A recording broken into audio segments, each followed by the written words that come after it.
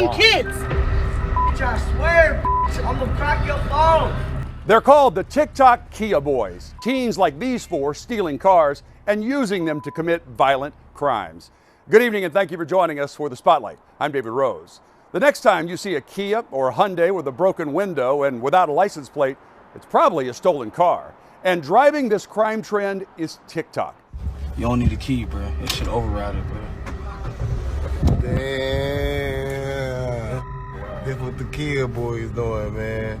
The social media platform is brimming with Kia and Hyundai hack videos. The clips show how to hotwire the vehicles using just a USB cable. The technique takes advantage of a design flaw in the ignition systems of both brands of vehicles. The Kia Boys meme began in the Midwest back in 2021, but it has spread coast to coast since then. Kias or Hyundais now account for 21% of car thefts in Philly, 33% of the thefts in Minneapolis, 45% of the thefts in Columbus, Ohio, and 49% in Grand Rapids.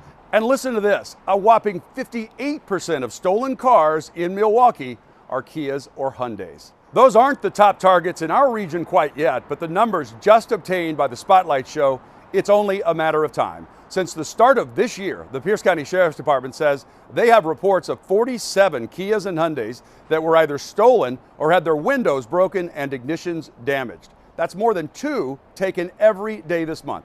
And some of them are used in violent crimes. Tacoma police say the Kia at the gas station we showed you was used just a few hours earlier in a drive-by shooting. And tonight, the woman who took that video as she confronted those teens is telling her story exclusively to the Spotlight.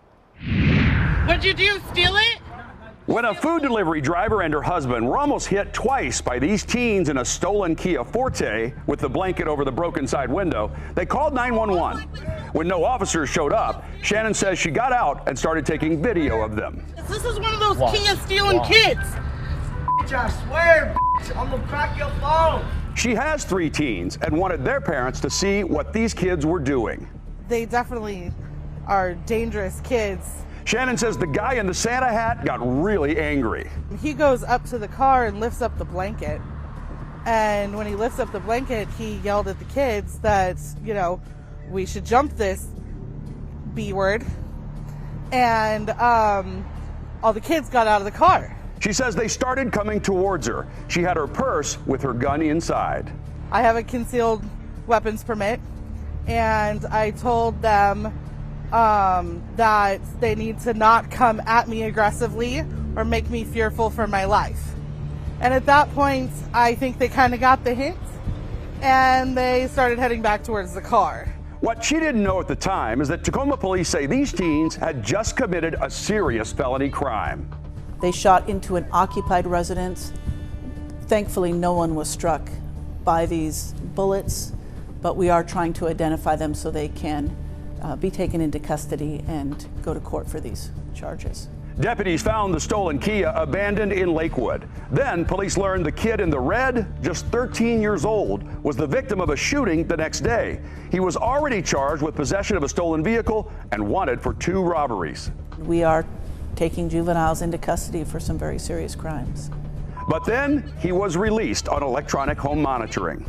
I just think that parents really need to pay attention to their kids a lot more than they do these days. White pig. Shannon says she wasn't bothered by what the teen called her, but she is upset about the current catch and release policies. If they're in the car that they've stolen and then they run from the police can't pull them over, not unless they've done something and they know they have. So then they just run. They can't do anything. And then if they do catch them, then the police can't talk to them because of the laws in Washington.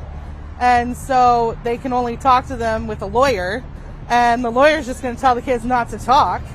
So, and then even if they get charges, they don't arrest them. They just let them go free.